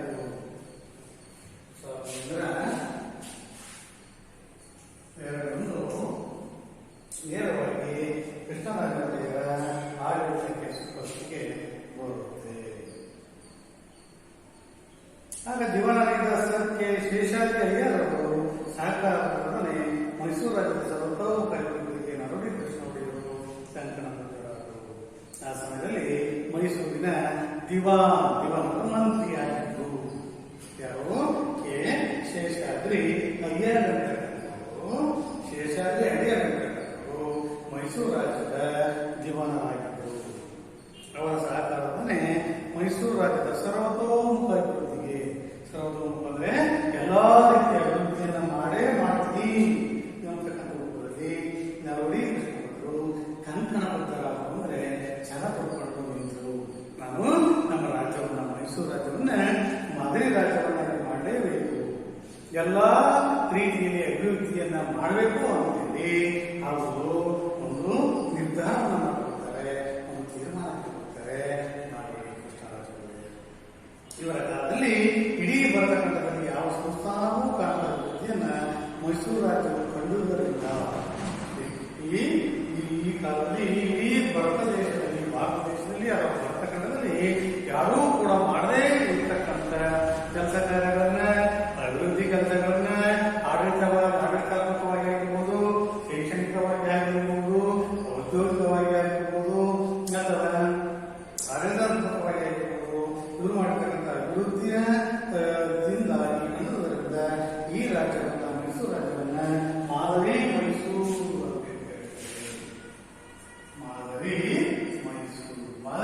ಅಂದ್ರೆ ಒಂದು ರಾಜ್ಯ ಯಾರಿಗಿರಬೇಕು ಅನ್ನೋದಕ್ಕೆ ಒಂದು ಮಾದರಿಯಾಗಿರ್ತಕ್ಕಂಥದ್ದೇ ಮೈಸೂರು ಎಂಬ ಕೀರ್ತಿ ಪ್ರಾಪ್ತವಾಯಿತು. ನಾಲ್ವಡಿ ಕೃಷ್ಣರಾಜ ಒಡೆಯರು ಅರಸ ಮನೆತನದಿಂದ ಬಂದವರಾಗಿದ್ದರೂ ಸಹ, ಇವರು ರಾಜರ ಮನೆತನದವರು, ಅರಸ ಮನೆತನದವರಾಗಿದ್ದರೂ ಸಹ ಜನತೆ ಆಡಳಿತದಲ್ಲಿ ಪಾಲ್ಗೊಳ್ಳುವಿಕೆಯನ್ನು ಜನಗಳು ಆಡಳಿತದಲ್ಲಿ ಭಾಗವಹಿಸಬೇಕು ಎಂತಕ್ಕಂಥ ಒಂದು ನಿರ್ಧಾರವನ್ನ ಕೈಗೊಂಡಿದ್ದವರು ನಾಲ್ವಡಿ ಕೃಷ್ಣರಾಜ ಒಡೆಯರ್. ಈ ಪ್ರಯತ್ನ ಏನಪ್ಪಾ ಅಂತ ಹೇಳಿದ್ರೆ 1902ರಲ್ಲಿ ತಾಯಿ ಸಂಪೂರ್ಣವಾದ ಅಧಿಕಾರವನ್ನ ಮಗನಾಗಿರ್ತಕ್ಕಂಥ ನಾಲ್ವಡಿ ಕೃಷ್ಣರಾಜ ಒಡೆಯರಿಗೆ ಆಳ್ವಿಕೆ ಮಾಡಲಿಕ್ಕೆ ಕೊಡ್ತಾರೆ. ಆಗ ಆ ರಾಜ್ಯದ ದಿವಾನರಾಗಿರ್ತಕ್ಕಂಥ ಶೇಷಾಚಾರ್ಯರ ಸಹಕಾರವನ್ನೇ ಈ ರಾಜ್ಯದ ಸರ್ವತೋಮುಖ ಅಭಿವೃದ್ಧಿಯನ್ನು ಮಾಡಬೇಕು ಅಂತೇಳಿ ಛಲಪಟ್ಟರು ನಿಂತಾರೆ. ಈ ಸಂದರ್ಭದಲ್ಲಿ ಆಗಿರ್ತಕ್ಕಂಥ ಅಭಿವೃದ್ಧಿ ನಮ್ಮ ಭರತಖಂಡದ ಯಾವುದೇ ರಾಜ್ಯದಲ್ಲಿ ಆಗಿರಲಿಲ್ಲ. ಹಾಗಾಗಿ ಈ ರಾಜ್ಯವನ್ನ ಮಾದರಿ ಮೈಸೂರು ರಾಜ್ಯ ಅಂತ ಕರೆಯಲಿಕ್ಕೆ ಸಾಧ್ಯ ಆಗುತ್ತೆ.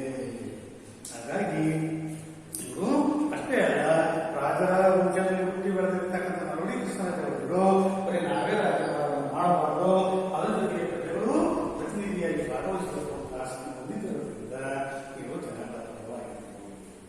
ಹಾಗಾದ್ರೆ ಪ್ರಜೆಗಳಿಗೆ ಏನೇನು ಅನುಕೂಲ ಮಾಡಬೇಕು ಅಥವಾ ಏನೇನು ಪ್ರಜೆಗಳನ್ನು ಯಾವ ರೀತಿ ಭಾಗವಹಿಸಕ್ಕೆ ಅವಕಾಶ ಕೊಟ್ಟಪ್ಪ ಅಂದ್ರೆ ಪ್ರಜಾಪ್ರತಿನಿಧಿ ಸಭೆಯನ್ನು ಸ್ಥಾಪನೆ ಮಾಡ್ತಾರೆ.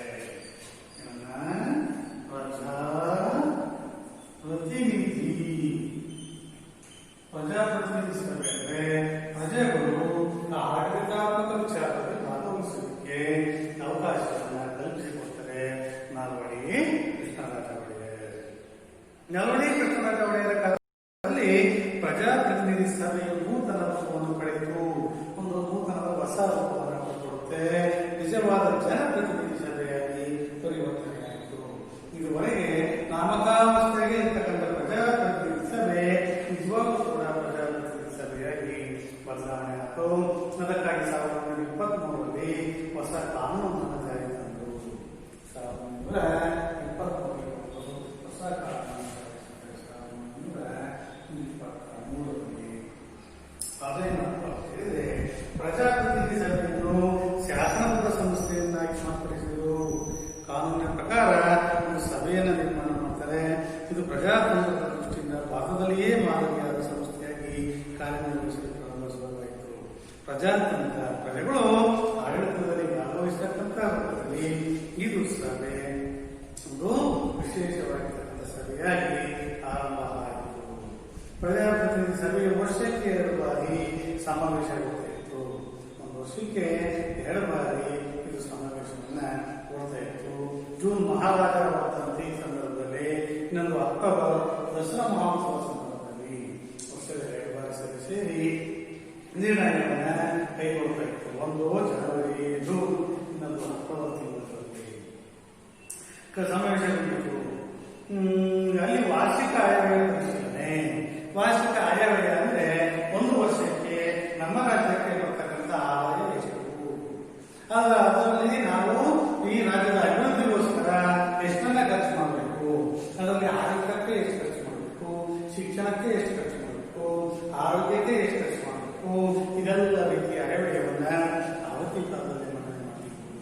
ಈ ನೋಡಿ ಸರ್ಕಾರ ಫೆಬ್ರವರಿಯಿಂದ ಮಾರ್ಚ್ ತಿಂಗಳಲ್ಲಿ ಮಾಡುತ್ತಲ್ಲ, ಅದೇ ರೀತಿ ಅವರು ಮಾಡ್ತಿದ್ರು. ಜೊತೆಗೆ ಪ್ರಶ್ನೋತ್ತರಗಳು, ಆ ಆಯವ್ಯಯದ ಬಗ್ಗೆ ಇವರು ಚರ್ಚೆ ಮಾಡ್ತಕ್ಕಂಥದ್ದು, ಪ್ರಶ್ನೋತ್ತರಗಳ ಸಂದರ್ಭ ಕೂಡ ಇರುತ್ತಾ ಇತ್ತು. ಅವರಿಗೆ ಬಂದಿರತಕ್ಕಂಥ ಅನುಮಾನಗಳನ್ನ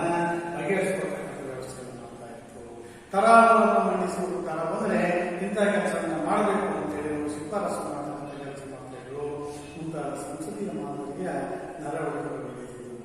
ಪ್ರತಿನಿಧಿ ಸಭೆಯಿಂದ 275 ಸದಸ್ಯರಲ್ಲಿ ಹೆಚ್ಚು ಪ್ರತಿನಿಧಿಗಳು ಜನರಿಂದ ಆಯ್ಕೆ ಮಾಡಲಾಗಿತ್ತು. ಇದರಲ್ಲಿ 275 ಸದಸ್ಯರಿದ್ದಾಗಿತ್ತು. 275 ಸದಸ್ಯರು ಇದ್ರು. ಇದರಲ್ಲಿ ಪ್ರಜೆಗಳಿಂದ ಆಯ್ಕೆ ಆಗಿರ್ತಕ್ಕಂಥವರೇ ಹೆಚ್ಚು ಜನರು ಇದ್ದಾರೆ. ಇನ್ನೊಂದು ನ್ಯಾಯ ವಿಧೇಯಕ ಸಭೆ. ನ್ಯಾಯ ವಿಧೇಯಕ ಸಭೆ ಅಂದ್ರೆ ನ್ಯಾಯವನ್ನು ಯಾವ ರೀತಿ ಬಗೆಹರಿಸಿದ್ರು ಅನ್ನೋದಕ್ಕೆ ಮತ್ತೊಂದು ಸಭೆಯನ್ನು ಮಾಡ್ತಾರೆ. ನ್ಯಾಯ ವಿಧಾಯಕ ಸಭೆ.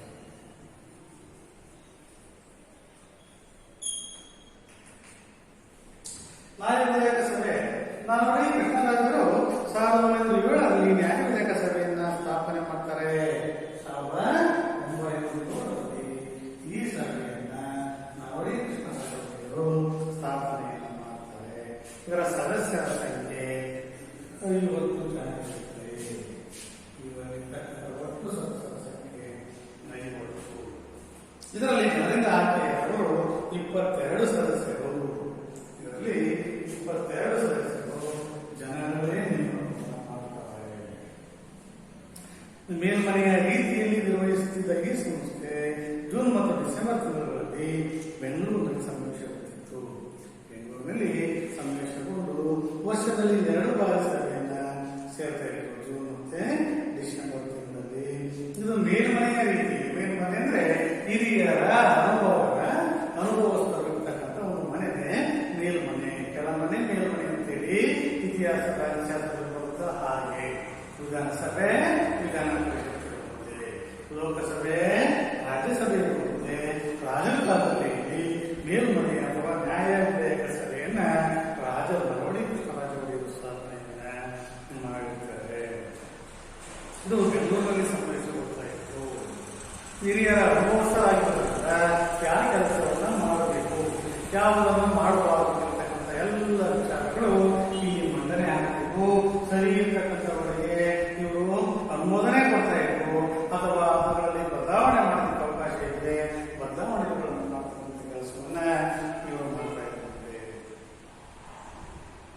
ಈ ಪ್ರಜಾಪ್ರತಿನಿಧಿ ಸಭೆಯಲ್ಲಿ ಮಂಡಿಸಿದ ಎಲ್ಲಾ ವಿಷಯಗಳು ಸಹ ವಿಮರ್ಶಿಸುವ ಅಧಿಕಾರ ಈ ಸಭೆಗೆ ಇತ್ತು. ಪ್ರಜಾಪ್ರತಿನಿಧಿಗಳ ಸಭೆಯಲ್ಲಿ ಏನು ಪಾಸ್ ಮಾಡಿರ್ತಾರೋ ಅದ್ರ ಬಗ್ಗೆ ಚರ್ಚೆ ಮಾಡತಕ್ಕಂಥ ಈ ವಿಷಯಗಳ ಬಗ್ಗೆ ವಿಮರ್ಶೆ ಮಾಡತಕ್ಕಂಥ ಅಧಿಕಾರ ಈ ನ್ಯಾಯ ಪ್ರತಿನಿಧಿ ವಿಧೇಯಕ ಸಭೆಗೆ ಇತ್ತು. ಮುಖ್ಯವಾಗಿ ಯಾವುದೇ ಕಾನೂನು ಜಾರಿಗೊಳಿಸಲು ಆ ಸಭೆಯ ಅನುಮತಿ ಅಗತ್ಯವಾಗಿತ್ತು. ಯಾವುದೇ ಒಂದು ಹೊಸ ಕಾನೂನಿನ ರಾಜ್ಯ ಜಾರಿ ತರಬೇಕು ಅಂತ ಹೇಳಿದ್ರೆ ಇದಕ್ಕಾಗಿ ಪ್ರಜಾಪ್ರತಿನಿಧಿ ಸಭೆಯನ್ನು ಜಾರಿ ತರಲಿಲ್ಲ. ಅದು ಮೇಲ್ಮನೆಯಾಗಿರ್ತಕ್ಕಂಥ ನ್ಯಾಯ ವಿಧೇಯಕ ಸಭೆಗೆ ಹೋಗಿ ಅಲ್ಲಿ ಅಧಿಕೃತವಾಗಿ ಪಾಸ್ ಆದ ಮೇಲೆ ಅನುಮೋದನೆ ಬಂದಿದೆ ಇಲ್ಲಿ ಬಂದು ಪಾಸ್ ಆಗಬೇಕಾಯಿತು. ಈ ಸಭೆಗೆ ಸರ್ಕಾರದ ಖರ್ಚುಗಳನ್ನು ಕಡಿಮೆ ಮಾಡುವುದು ಬಳಸಲಾಗಿತ್ತು. ಈ ಸಭೆಗೆ ಸರ್ಕಾರ ಹೆಚ್ಚು ಕಡಿಮೆ ಜಾಸ್ತಿ ಖರ್ಚು ಮಾಡಿದೆ, ಅವುಗಳನ್ನ ಹತೋಟಿ ತರ್ತಕ್ಕಂಥ ಅಥವಾ ಅದನ್ನ ಕಡಿಮೆ ಮಾಡತಕ್ಕಂಥ ನ್ಯಾಯ ವಿಧೇಯಕ ಸಭೆ ಇತ್ತು. ಹಾಗಾಗಿ ನಾಲ್ವಡಿ ಕೃಷ್ಣರಾಜರು ಎಲ್ಲ ಪ್ರಜೆಗಳನ್ನ ಸೇರಿಸಿಕೊಂಡು ತಮ್ಮ ಆಳ್ವಿಕೆಯ ಕಾಲದಲ್ಲಿ ನಾವು ಆಡಳಿತಕ್ಕೆ ಅನುಗುಣವಾಗಿ ಜನಗಳಿಗೆ ಅನುಕೂಲ ಆಗ್ತಕ್ಕಂಥ ಕಾನೂನನ್ನು ಜಾರಿ ಮಾಡ್ತಾ ಇದ್ರು. ಪ್ರಜೆಗಳನ್ನ ಆಡಳಿತದಲ್ಲಿ ಸೇರಿಸಿಕೊಂಡು ನಾವು ವ್ಯವಸ್ಥೆ ಮಾಡಿಕೊಂಡು ನಿಂತು ಇಲ್ಲಿ ನಮಗೆ ಅರ್ಥವಾಗತಕ್ಕಂಥ ಸಂಗತಿಯಾಗಿದೆ. ಕೊಟ್ಟಂತ ಕೊಡುಗೆ ನಮ್ಮ ಮೈಸೂರು ರಾಜ್ಯದ ಅರಸರು ನಮಗೆ ಏನೇನು ಕೊಡಬೇಕು, ಸ್ಥಳೀಯ ಸಂಸ್ಥೆಗಳನ್ನು ರಚಿಸಿ ಆಡಳಿತ ವಿಕೇಂದ್ರೀಕರಣಕ್ಕೆ ಮಾಡಿಕೊಟ್ರು. ಸ್ಥಳೀಯ ಸಂಸ್ಥೆಗಳನ್ನು ರಚಿಸಬೇಕು. ಏನು ಸ್ಥಳೀಯ ಸಂಸ್ಥೆ ಅಂದ್ರೆ ನಾವೇನು ಇವತ್ತು ಗ್ರಾಮ ಪಂಚಾಯಿತಿ ಅಂತೀವಿ, ತಾಲೂಕ್ ಪಂಚಾಯಿತಿ ಅಂತೀವಿ, ಜಿಲ್ಲಾ ಪಂಚಾಯಿತಿ ಅಂತೀವಿ. ಅವತ್ತು ಸಂಪೂರ್ಣ ಅಧಿಕಾರ ರಾಜರದ್ದು ಏಕಮುಖವಾಗಿತ್ತು. ಅವರೊಬ್ಬರೇ ಅಧಿಕಾರವನ್ನು ವಹಿಸಿಕೊಂಡು ಅಧಿಕಾರ ಮಾಡ್ತಾ ಇದ್ರೆ ಜನಸಾಮಾನ್ಯರ ಕಷ್ಟಗಳು ಸಂಕಷ್ಟಗಳು ಜನರಿಗೆ ರಾಜರಿಗೆ ಅರ್ಥ ಆಗ್ತಿರಲಿಲ್ಲ. ಹಾಗಾಗಿ ಇವರು ಅಂತ ಅಧಿಕಾರವನ್ನ ವಿಕೇಂದ್ರೀಕರಣ ಬೇರೆ ಬೇರೆ ವಿಭಾಗಗಳಾಗಿ ಮಾಡ್ತಾರೆ. ನಗರ ಪಾಲಿಕೆಗಳು ಹಾಗೂ ಗ್ರಾಮ ಪಂಚಾಯತಿಗಳು ಕಾರ್ಯನಿರ್ವಹಿಸಲು ಆರಂಭ ಮಾಡಿದವು. ಅವತ್ತು ರಾಜರ ಕಾಲದಲ್ಲೇ ಕೂಡ ನಗರ ಪಾಲಿಕೆಗಳು ನಗರ ಪ್ರದೇಶಗಳಿಗೆ ಇವತ್ತಿಗೆ ನಗರಸಭೆ ಏನಿರಬೇಕು ಆ ರೀತಿ ಕಾಲದಲ್ಲಿ ಗ್ರಾಮ ಪಂಚಾಯತಿಗಳು ಇವತ್ತು ಕೂಡ ರಾಜರ ಕಾಲದಲ್ಲಿ ತಗದ ಗ್ರಾಮ ಪಂಚಾಯತಿಗಳು ನಮ್ಮ ನಿಮ್ಮೆಲ್ಲ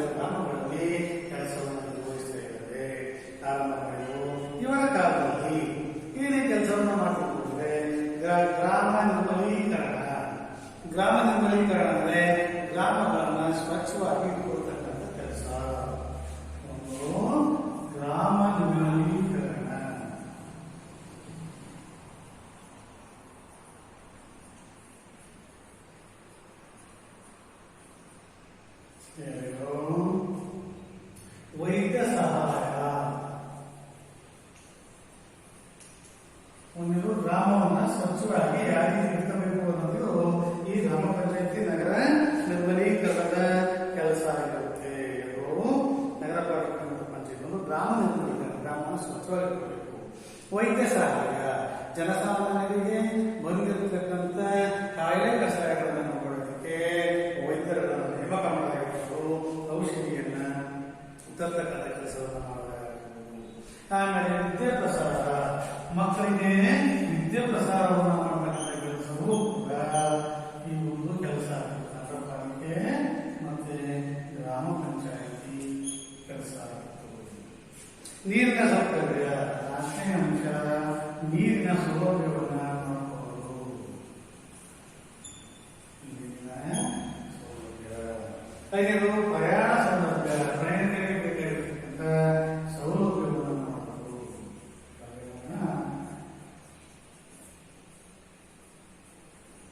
ಸೌಲಭ್ಯವನ್ನು ಕ್ಷೇತ್ರಗಳು ಸ್ವಯಂ ಆಡಳಿತಗಳು. ಮೈಸೂರು ಸಂಸ್ಥಾನವನ್ನು ಮಾದರಿ ಸಂಸ್ಥಾನವನ್ನಾಗಿ ರೂಪಿಸಿದರು. ಈ ಮೈಸೂರು ಸಂಸ್ಥಾನವನ್ನು ಒಂದು ಮಾದರಿಯಾಗಿ ನಿರ್ಮಾಣ ಈ ಎಲ್ಲರ ಕೆಲಸವನ್ನು ಕೈಗೊಳ್ಳಬಹುದು. ಏನ್ ಮಾಡಿದ್ರು? ಪ್ರಜಾಪ್ರತಿನಿಧಿ ಸಭೆಯನ್ನು ಸ್ಥಾಪನೆ ಮಾಡ್ತಾರೆ, ನ್ಯಾಯದಾಯಕ ಸಭೆಯನ್ನು ಸ್ಥಾಪನೆ ಮಾಡ್ತಾರೆ, ಆಮೇಲೆ ಗ್ರಾಮ ಪಂಚಾಯಿತಿಯನ್ನು ನಿರ್ಮಾಣ ಮಾಡ್ತಾರೆ, ನಗರ ಪಾಲಿಕೆಗಳ ಮೂಲಕ ಆಡಳಿತವನ್ನು ಕೇಂದ್ರೀಕರಣ ಮಾಡಿ ಗ್ರಾಮದ ನಿರ್ಮಲೀಕರಣ ಮಾಡಿದ್ರು. ವೈದ್ಯ ಸಹಾಯ ಪದ್ಧತಿಯನ್ನು ಜಾರಿಗೆ ತರ್ತಾರೆ, ವಿದ್ಯಾ ಪ್ರಚಾರವನ್ನು ಮಾಡ್ತಾರೆ, ನೀರಿನ ಸೌಕರ್ಯವನ್ನು ಮಾಡ್ತಾರೆ, ಪ್ರಯಾಣ ಸೌಕರ್ಯಗಳನ್ನು ಮಾಡಿ ಈ ಎಲ್ಲರ ಪರಿಣಾಮ ಇವರಿಗೆ ಸಾಮಾಜಿಕ ಕಾನೂನುಗಳ ಅಧಿಕಾರ ಅಂತೇಳಿ ಬಿರುದನ್ನು ಕೊಡ್ತಾರೆ. ಸಾಮಾಜಿಕ ಕಾನೂನುಗಳ ಅಧಿಕಾರ.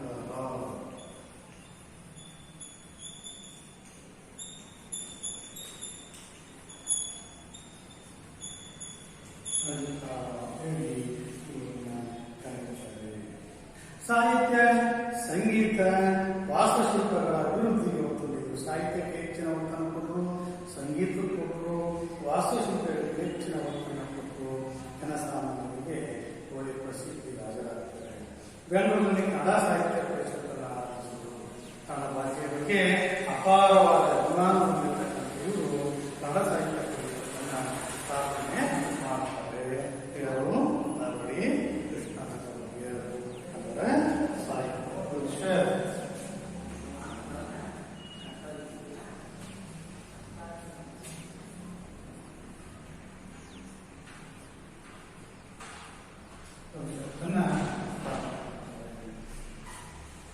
ನಂತರ ಇವರು ಸಾರಿಗೆ ಸೌಲಭ್ಯಕ್ಕೆ ಹೆಚ್ಚಿನ ಒತ್ತನ್ನು ಕೊಟ್ಟಂತ ಇವರು ಮೈಸೂರು, ಅರಸೀಕೆರೆ, ಬೆಂಗಳೂರು, ಚಿಕ್ಕಬಳ್ಳಾಪುರ. ಮೈಸೂರು ಅರಸೀಕೆರೆಯಿಂದ ರೈಲ್ವೆ ವ್ಯವಸ್ಥೆಯನ್ನು ಟ್ರ್ಯಾಕ್ ಮಾಡ್ತಾರೆ. ಬೆಂಗಳೂರು ಚಿಕ್ಕಬಳ್ಳಾಪುರಕ್ಕೆ ಅವರು ರೈಲ್ವೆ ಮಾರ್ಗವನ್ನು ಸ್ಥಾಪನೆ ಮಾಡ್ತಾರೆ. ಚಿತ್ರದುರ್ಗಕ್ಕೆ ಸ್ಥಾಪನೆಯನ್ನು ಮಾಡ್ತಾರೆ. ನಂಜನಗೂಡು, ಚಾಮರಾಜನಗರ, ತರೀಕೆರೆ, ಶಿವಮೊಗ್ಗ, ಆನಂದಪುರ ಎಲ್ಲ ರೈಲು ಮಾರ್ಗವನ್ನು 1931ರ ವೇಳೆಗೆ ಪೂರೈಸಲಾಯಿತು. ರೈಲ್ವೆಗೆ ಸಂಬಂಧಪಟ್ಟಾಗೆ ಅನೇಕ ರೈಲ್ವೆ ಮಾರ್ಗಗಳನ್ನ ನಿರ್ಮಾಣ ಮಾಡ್ತಾರೆ 1931ರಲ್ಲಿ. ಏನು ಮಾಡಿದ್ರು? ಮೈಸೂರು ಅರಸೀಕೆರೆ, ಬೆಂಗಳೂರು ಚಿಕ್ಕಬಳ್ಳಾಪುರ, ಚಿಕ್ಕಜಾಡಿ ಚಿತ್ರದುರ್ಗ, ನಂಜನಗೂಡು ಚಾಮರಾಜನಗರ, ತರೀಕೆರೆ ಶಿವಮೊಗ್ಗ, ಆನಂದಪುರ ಮುಂತಾದ ಕಡೆಗಳಲ್ಲಿ ಇವರು ರೈಲ್ವೆ ಟ್ರ್ಯಾಕ್ಗಳನ್ನು ನಿರ್ಮಾಣ ಮಾಡ್ತಾರೆ 1931ರಲ್ಲಿ. 1900ರಲ್ಲಿ ಶಿವನ ಸಮುದ್ರದ ಬಳಿ ಕಾವೇರಿ ನದಿಯಿಂದ ಜಲ ವಿದ್ಯುತ್ ಉತ್ಪಾದನಾ ಕೇಂದ್ರ ಪ್ರಾರಂಭವಾಯಿತು. 1900ರಲ್ಲಿ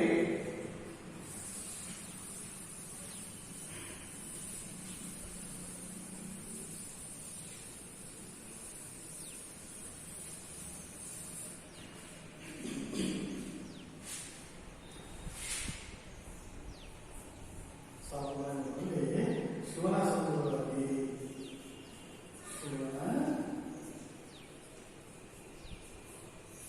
ಶಿವನ ಸಮುದ್ರದಲ್ಲಿ ಜಲವನ್ನು ಉತ್ಪಾದನಾ ಕೇಂದ್ರವನ್ನು ನಾಲ್ವಡಿ ಕೃಷ್ಣರಾಜರು ಸ್ಥಾಪನೆ ಮಾಡ್ತಾರೆ. ಇದು ಭಾರತ ಮಾತ್ರವಲ್ಲ, ಏಷ್ಯಾ ಖಂಡದಲ್ಲೇ ಮೊದಲ ಜಲವಿದ್ಯುತ್ ಯೋಜನೆ.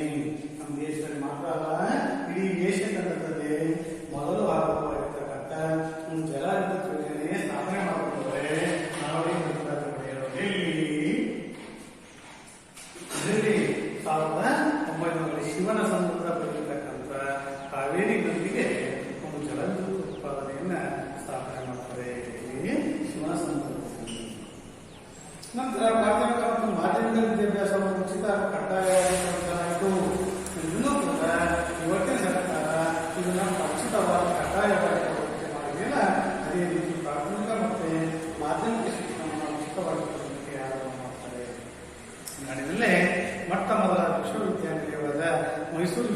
ರಾಜಕೀಯಗಳನ್ನು ಸ್ಥಾಪಿಸಿದ ಕೀರ್ತಿ ನಾಲ್ವಡಿಯವರಿಗೆ ಸಲ್ಲುತ್ತದೆ.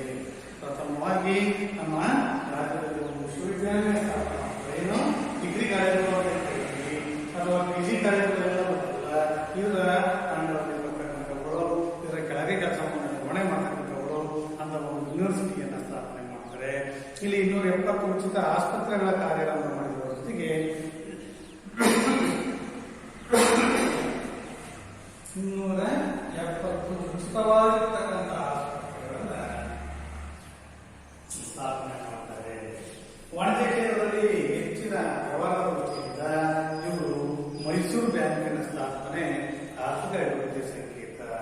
ಮೈಸೂರು ಬ್ಯಾಂಕ್ SBM ಅಲ್ಲ, ಮೈಸೂರು ಬ್ಯಾಂಕ್ ಅನ್ನು ಕೂಡ ಇವರು ಕಾಲದಲ್ಲೇ ಸ್ಥಾಪನೆ ಮಾಡ್ತಾರೆ. ಮೈಸೂರು ಬ್ಯಾಂಕ್ ನಾಲ್ವಡಿ ಕೃಷ್ಣರಾಜರು ಜಾರಿಗೆ ತಂದಿರತಕ್ಕಂಥ ಕಾನೂನುಗಳು ಯಾವಾಗ ಅಂತಂದ್ರೆ 1909ರಲ್ಲಿ ದೇವದಾಸಿ ಪದ್ಧತಿಯನ್ನ ನಿರ್ಮೂಲನೆ ಮಾಡ್ತಾರೆ, ನಿಷೇಧವನ್ನು ಮಾಡ್ತಾರೆ. ದೇವದಾಸಿ ಪದ್ಧತಿ ಅಂತ ಹೇಳಿದ್ರೆ ದೇವರ ಹೆಸರಲ್ಲಿ ಹೆಣ್ಮಕ್ಕಳನ್ನ ಬಿಡ್ತಕ್ಕಂಥ ಕೆಲಸ ಈ ಗ್ರಾಮೀಣ ಪ್ರದೇಶಗಳಲ್ಲಿ ಇರ್ತಕ್ಕಂಥದ್ದು. ಇವತ್ತು ಸಹ ಕೆಲವೊಂದು ಪ್ರದೇಶಗಳಲ್ಲಿ ಈ ಪದ್ಧತಿ ಇರ್ತಕ್ಕಂಥದ್ದು. ಆವತ್ತಿನ ಕಾಲದಲ್ಲಿ 1909ರಲ್ಲಿ ಇದನ್ನು ನಿಷೇಧ ಮಾಡುತ್ತಾರೆ.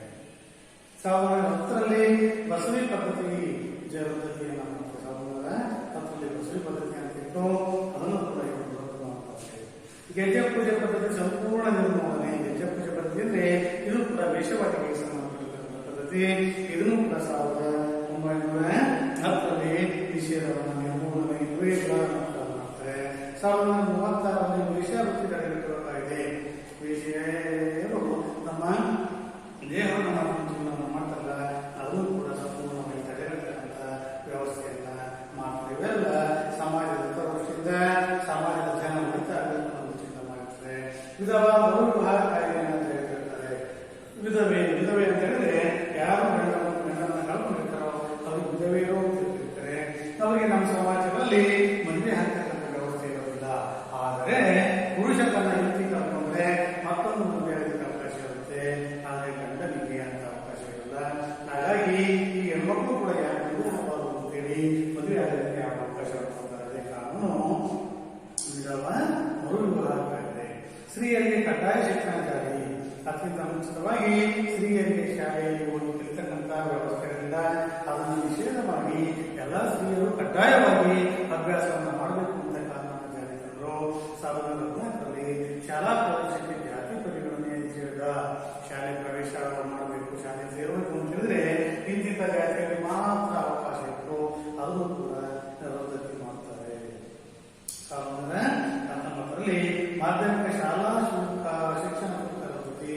1919ರಲ್ಲಿ ಶಾಲೆಗಳಿಗೆ ಸೇರಿಸಲಿಕ್ಕೆ ಫೀಸನ್ನ ಕಟ್ಟತಕ್ಕಂಥ ವ್ಯವಸ್ಥೆ ಇತ್ತ, ಅದನ್ನು ಕಟ್ಟಂಗಿಲ್ಲ, ಉಚಿತ ಶಿಕ್ಷಣವನ್ನು ಜಾರಿ ಮಾಡಿದರು. 1920ರಲ್ಲಿ ಮೊಟ್ಟ ಮೊದಲ ಬಾರಿಗೆ ಸ್ತ್ರೀಯರಿಗೆ ಮತದಾನದ ಹಕ್ಕು. ಮೊದಲು ಹೆಣ್ಮಕ್ಕಳಿಗೆ ಓಟ್ ಹಾಕ್ತಕ್ಕಂಥ ಮತದಾನ ಮಾಡತಕ್ಕಂಥ ಅವಕಾಶ ಇರಲಿಲ್ಲ, ಅದನ್ನು ರದ್ದು ಮಾಡಿ ಇವರಿಗೆ ಓಟ್ ಹಾಕ್ತಕ್ಕಂಥ ಅವಕಾಶವನ್ನು ಕಲ್ಪಿಸಿಕೊಡ್ತಾರೆ. 1905ರಲ್ಲಿ ಸಹಕಾರಿ ಕಾರ್ಮಿಕ ಪರಿಹಾರ ಕಾಯ್ದೆ.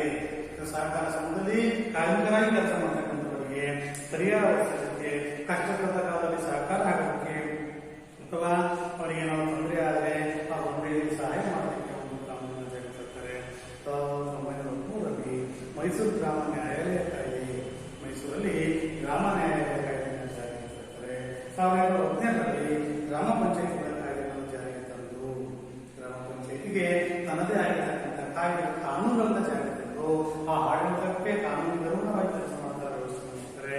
ಇದು ನಾಡಿಗೆ ಅಭಿವೃದ್ಧಿಗೆ ಶ್ರಮಿಸಿ ಇಷ್ಟೆಲ್ಲ ಹೋರಾಟ ಮಾಡಿ ಕಾನೂನನ್ನು ಜಾರಿಗೆ ತಂದು ಪ್ರತಿನಿಧಿ ಜನಗಳನ್ನ ಆಡಳಿತದಲ್ಲಿ ಭಾಗವಹಿಸಲಿಕ್ಕೆ ಅವಕಾಶ ಕೊಟ್ಟಂತ ಇವರನ್ನ ಜನಸಾಮಾನ್ಯರು ಸಾಮಾಜಿಕ ಕಾನೂನುಗಳ ಹರಿಕಾರ ಅಂತ ಹೇಳ್ತಾರೆ. ಸಾಮಾಜಿಕ ಕಾನೂನುಗಳ ಹರಿಕಾರ ಅಂತಂದ್ರೆ ಅದರ ಮುಖಂಡ ನಾಯಕ ಆಗಿರ್ತಾರೆ.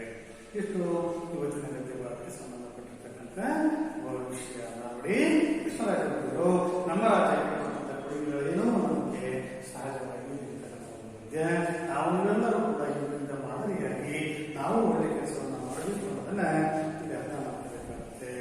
ಈ ಗದ್ಯಭಾಗಕ್ಕೆ ಸಂಬಂಧಪಟ್ಟಂತ ಕೆಲವು ಅಭ್ಯಾಸ ಪ್ರಶ್ನೆಗಳಿವೆ. ಒಂದು ಅಂಕದ ಪ್ರಶ್ನೆಗಳು ಒಂದೊಂದು ವಾಕ್ಯದಲ್ಲಿ ಉತ್ತರಿಸಿ. ನಾಲ್ವಡಿ ಕೃಷ್ಣರಾಜ ಒಡೆಯರು ಯಾವಾಗ ಪಟ್ಟಾಭಿಷಿಕ್ತರಾದರು? ಯಾವಾಗ ಪಟ್ಟಾಭಿಷಿಕ್ತರು?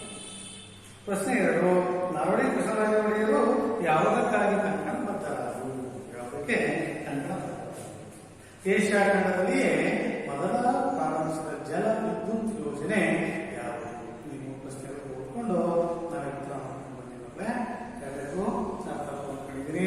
ಏನಾದರೂ ಇದ್ರ ಬಗ್ಗೆ ಅನುಮಾನ ಇದ್ರೆ ಕೇಳಬಹುದು. ಅರ್ಥ ಆಗ್ತದ? ಧನ್ಯವಾದಗಳು. ಇದಕ್ಕೆ ಸಂಬಂಧಪಟ್ಟಾಗೆ ಒಂದು ವಿಡಿಯೋವನ್ನ ನಾವು ಸಂಬಂಧಪಟ್ಟದ್ದು. ಧನ್ಯವಾದ.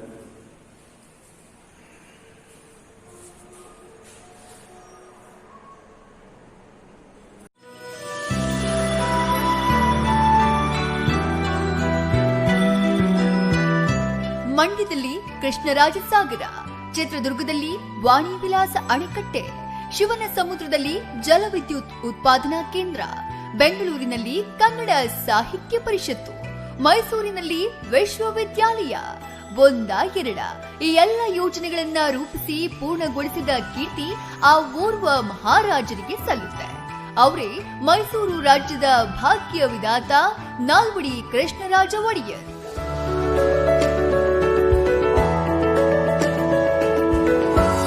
ಓರ್ವ ರಾಜನಾದವನು ಹೇಗಿರಬೇಕು ಅನ್ನುವುದಕ್ಕೆ ಸಾಕ್ಷಿಯಾಗಿ ಬದುಕಿದವರು ನಾಲ್ವಡಿ ಕೃಷ್ಣರಾಜ ಒಡೆಯರ್. ಅವರು ಜನಸೇವೆಯ ಹೊರತು ಬೇರೆ ಯಾವುದರ ಬಗ್ಗೆಯೂ ಆಲೋಚನೆ ಮಾಡಿದವರೇ ಅಲ್ಲ. ಅವರ ಆಲೋಚನೆಗಳಿಂದಲೇ, ಅವರ ಪರಿಶ್ರಮದಿಂದಲೇ ಕರ್ನಾಟಕ ಇವತ್ತು ವಿಶ್ವ ಭೂಪಟದಲ್ಲಿ ಗುರುತಿಸಿಕೊಂಡಿರುವುದು. ನಾಲ್ವಡಿ ಕೃಷ್ಣರಾಜ ಒಡೆಯರ್ ಅವರು 1884 ಜೂನ್ 4ರಂದು ಜನಿಸಿದ್ರು. ತಂದೆ 10ನೇ ಚಾಮರಾಜೇಂದ್ರ ಒಡೆಯರ್, ತಾಯಿ ಕೆಂಪನಂಜಮ್ಮಣ್ಣಿ. ಅರಮನೆಯಲ್ಲಿ ಇವರನ್ನ ಮಹಾರಾಣಿ ವಾಣಿ ವಿಲಾಸ ಸನ್ನಿಧಾನ ಎಂದೇ ಕರೆಯಲಾಗ್ತಾ ಇತ್ತು.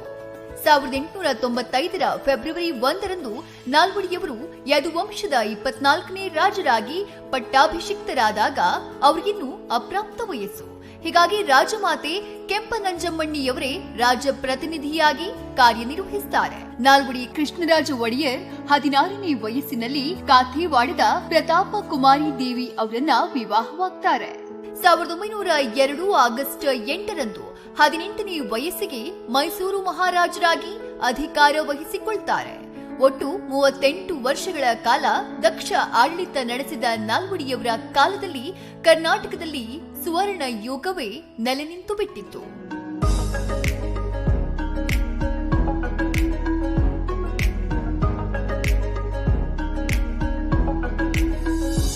ನಾಲ್ವಡಿಯವರ ಕಾಲದಲ್ಲಿ ಅಂದ್ರೆ 1900ರಲ್ಲೇ ಶಿವನ ಸಮುದ್ರದ ಬಳಿಯ ಕಾವೇರಿ ನದಿ ನೀರಿನಿಂದ ವಿದ್ಯುತ್ ಉತ್ಪಾದನಾ ಕೇಂದ್ರ ಆರಂಭವಾಯಿತು. ಅಲ್ಲಿ ಉತ್ಪಾದನೆಯಾದ ವಿದ್ಯುತ್ ಕೋಲಾರ ಚಿನ್ನದ ಗಣಿಗೆ ಸಪ್ಲೈ ಆಗುತ್ತೆ. ಇಂಟ್ರೆಸ್ಟಿಂಗ್ ಸಂಗತಿ ಏನು ಅಂದ್ರೆ ಆ ವಿದ್ಯುತ್ 1905 ಆಗಸ್ಟ್ 3ರಂದು ಬೆಂಗಳೂರಿಗೆ ಹರಿಯುತ್ತೆ. ಆ ಮೂಲಕ ದೇಶದಲ್ಲೇ ಮೊಟ್ಟ ಮೊದಲ ಬಾರಿಗೆ ವಿದ್ಯುತ್ ದೀಪಗಳನ್ನ ಕಂಡಂತಹ ನಗರ ಅನಿಸಿಕೊಳ್ಳುತ್ತೆ ಬೆಂಗಳೂರು. 1907ರಲ್ಲಿ ಚಿತ್ರದುರ್ಗ ಸಮೀಪದ ಮಾರಿಕಣಿವೆಯಲ್ಲಿ ವಾಣಿ ವಿಲಾಸ ಸಾಗರ ಎನ್ನುವ ಜಲಾಶಯವನ್ನ ನಿರ್ಮಾಣ ಮಾಡಲಾಗುತ್ತೆ. 1911ರಲ್ಲಿ ಮಂಡ್ಯ ಬಳಿ ಕೃಷ್ಣರಾಜ ಸಾಗರ ಅಣೆಕಟ್ಟು ನಿರ್ಮಾಣವಾಗುತ್ತೆ. ಆವತ್ತಿನ ಮಟ್ಟಿಗೆ ಕೆಆರ್ಎಸ್ ಭಾರತದ ಮೊಟ್ಟ ಮೊದಲ ಬೃಹತ್ ಜಲಾಶಯ ಅನಿಸಿಕೊಂಡಿತ್ತು. ಅಪ್ಪಟ ಕನ್ನಡಾಭಿಮಾನಿಯಾಗಿದ್ದ ನಾಲ್ವಡಿಯವರು 1915ರಲ್ಲಿ ಬೆಂಗಳೂರಿನಲ್ಲಿ ಕನ್ನಡ ಸಾಹಿತ್ಯ ಪರಿಷತ್ತನ್ನ ಆರಂಭಿಸುತ್ತಾರೆ. 1916ರಲ್ಲಿ ಮೈಸೂರು ವಿಶ್ವವಿದ್ಯಾಲಯವನ್ನ ಸ್ಥಾಪಿಸಿದ್ದು ಕೂಡ ನಾಲ್ವಡಿ ಕೃಷ್ಣರಾಜ ಒಡೆಯರವರೇ. ನಾಲ್ವಡಿಯವರ ಕಾಲದಲ್ಲೇ ಕರ್ನಾಟಕದಲ್ಲಿ ಹಲವಾರು ಬೃಹತ್ ಕೈಗಾರಿಕೆಗಳು ಆರಂಭಗೊಂಡವು. ಇಂಟ್ರೆಸ್ಟಿಂಗ್ ಸಂಗತಿ ಏನು ಅಂದ್ರೆ ಭಾರತದ ಇತಿಹಾಸದಲ್ಲಿ ಮೊಟ್ಟ ಮೊದಲ ಬಾರಿಗೆ ಉದ್ಯೋಗದಲ್ಲಿ ಮೀಸಲಾತಿಯನ್ನ ಜಾರಿಗೆ ತಂದವರು ನಾಲ್ವಡಿ ಕೃಷ್ಣರಾಜ ಒಡೆಯರ್. ಹೀಗಾಗಿ ಅವರನ್ನ ಭಾರತ ದೇಶದ ಮೀಸಲಾತಿಯ ಜನಕ ಅನ್ನೋದು. ಅಷ್ಟೇ ಅಲ್ಲ, ದೇವದಾಸಿ ಪದ್ಧತಿ, ಬಸವಿ ಪದ್ಧತಿ, ಗೆಜ್ಜೆ ಪೂಜೆ ಹಾಗೂ ವೇಶ್ಯಾವೃತ್ತಿಯಂತಹ ಅನಿಷ್ಟ ಆಚರಣೆಗಳನ್ನ ವಿರೋಧಿಸಿ ಕಾನೂನು ರೂಪಿಸಿದ ಸಾಮಾಜಿಕ ಹರಿಕಾರ ನಾಲ್ವಡಿ ಕೃಷ್ಣರಾಜ ಒಡೆಯರ್. ಜನರ ಆಶೋತ್ತರಗಳನ್ನ ಈಡೇರಿಸೋಕೆ ಆ ಕಾಲದಲ್ಲೇ ಪ್ರಜಾಪ್ರತಿನಿಧಿ ಸಭೆ ಹಾಗೂ ನ್ಯಾಯ ವಿಧೇಯಕ ಸಭೆಗೆ ಅಡಿಪಾಯ ಹಾಕಿದ್ರು.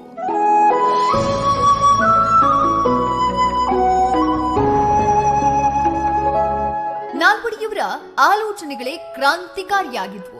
ಅವರು ಮೊಟ್ಟ ಮೊದಲ ಬಾರಿಗೆ ಮೈಸೂರು ಅರಮನೆಯೊಳಗೆ ದಲಿತರ ಪ್ರವೇಶಕ್ಕೆ ಅನುಮತಿ ನೀಡಿದ್ರು. ಎಲ್ಲಾ ವರ್ಗದ ಮಕ್ಕಳಿಗೂ ಶಿಕ್ಷಣ ಸಿಗಬೇಕು ಅನ್ನುವ ನಿಯಮವನ್ನ ಜಾರಿಗೊಳಿಸಿದ್ರು. ಶಿಕ್ಷಣ, ಸಮಾನತೆ, ಸಹಬಾಳ್ವೆಯನ್ನ ಸಾರಿ ಹೇಳಿದವರು. ಗ್ರಾಮೀಣಾಭಿವೃದ್ಧಿ, ಆರೋಗ್ಯ, ಶಿಕ್ಷಣ, ಸಾಮಾಜಿಕ ಜೀವನ, ಕಲಾರಂಗಗಳಲ್ಲಿ ನಾಲ್ವಡಿಯವರು ತೆಗೆದುಕೊಂಡ ನಿರ್ಧಾರಗಳು ಭಾರತದ ಇತಿಹಾಸದಲ್ಲೇ ಪ್ರಥಮ ಮೈಲುಗಲ್ಲುಗಳಾಗಿವೆ. ನಾಲ್ವಡಿ ಕೃಷ್ಣರಾಜ ಒಡೆಯರ್ ಅವರ ಆಡಳಿತವನ್ನ ಕಂಡಂತಹ ಮಹಾತ್ಮ ಗಾಂಧೀಜಿ ಮೈಸೂರು ರಾಜ್ಯವನ್ನ ರಾಮರಾಜ್ಯ ಅಂದ್ರು. ನಾಲ್ವಡಿಯವರನ್ನ ರಾಜಶ್ರೀ ಅಂತ ಗೌರವಿಸಿದ್ರು. ಬ್ರಿಟಿಷ್ ಲೇಖಕ ಲಾರ್ಡ್ ಸ್ಯಾಮ್ಯುಯಲ್ ನಾಲ್ವಡಿಯವರನ್ನ ಅಶೋಕ ಚಕ್ರವರ್ತಿಗೆ ಹೋಲಿಸಿದ್ದ. ಅಭಿವೃದ್ಧಿಯ ಹರಿಕಾರ ಎನಿಸಿಕೊಂಡಿದ್ದ ನಾಲ್ವಡಿ ಕೃಷ್ಣರಾಜ ಒಡೆಯರ್ ಅವರಿಗೆ ಕನ್ನಡದ ಮೇಲೆ ಅಪಾರ ಪ್ರೀತಿ. ಸಂಸ್ಕೃತ, ಇಂಗ್ಲಿಷ್ ಹಾಗೂ ಉರ್ದು ಭಾಷೆಗಳಲ್ಲಿ ಪ್ರಾವೀಣ್ಯತೆ ಸಾಧಿಸಿದ್ರು. ಕನ್ನಡ ಅಂದ್ರೆ ಅದೇನೋ ಹೆಮ್ಮೆ. ಮಾತೃಭಾಷೆಯ ಉಳಿವಿಗೆ ಅವರು ಮಾಡಿದ ಸೇವೆ ಅನನ್ಯ. ನಾಲ್ವಡಿಯವರ ಆಡಳಿತಾವಧಿಯಲ್ಲಿ ಸಾಹಿತಿಗಳಿಗೆ, ಕಲಾವಿದರಿಗೆ, ವಿದ್ವಾಂಸರು ಹಾಗೂ ಸಂಗೀತ ಕ್ಷೇತ್ರದ ಸಾಧಕರಿಗೆ ಪ್ರೋತ್ಸಾಹ ನೀಡಿದ್ರು. ಹೀಗೆ ಕರ್ನಾಟಕ ಹಾಗೂ ಕನ್ನಡದ ಏಳಿಗೆಗೆ ಮಹಾರಾಜ ನಾಲ್ವಡಿ ಕೃಷ್ಣರಾಜ ಒಡೆಯರ್ ಅವರು ಮಾಡಿದ ಸೇವೆ ನಿಜಕ್ಕೂ ಅಪೂರ್ವ ಹಾಗೂ ಅಪಾರ. ಎಂತಹ ಮಹಾನ್ ನಾಯಕ 1940 ಆಗಸ್ಟ್ 3ರಂದು ಬೆಂಗಳೂರಿನ ಅರಮನೆಯಲ್ಲಿ ಕೊನೆಯುಸಿರೆಳೆದ್ರು. ನಾಲ್ವಡಿಯವರಿಂದು ನಮ್ಮ ಜೊತೆಯಲ್ಲಿ ಇಲ್ಲದೇ ಇದ್ರೂ ಅವರು ಮಾಡಿದ ಕಾರ್ಯಗಳು ನಮ್ಮೊಂದಿಗಿವೆ. ಸೂರ್ಯ ಚಂದ್ರರಿರುವವರೆಗೂ ಇರುತ್ತವೆ ಅನ್ನೋದೇ ಸತ್ಯ.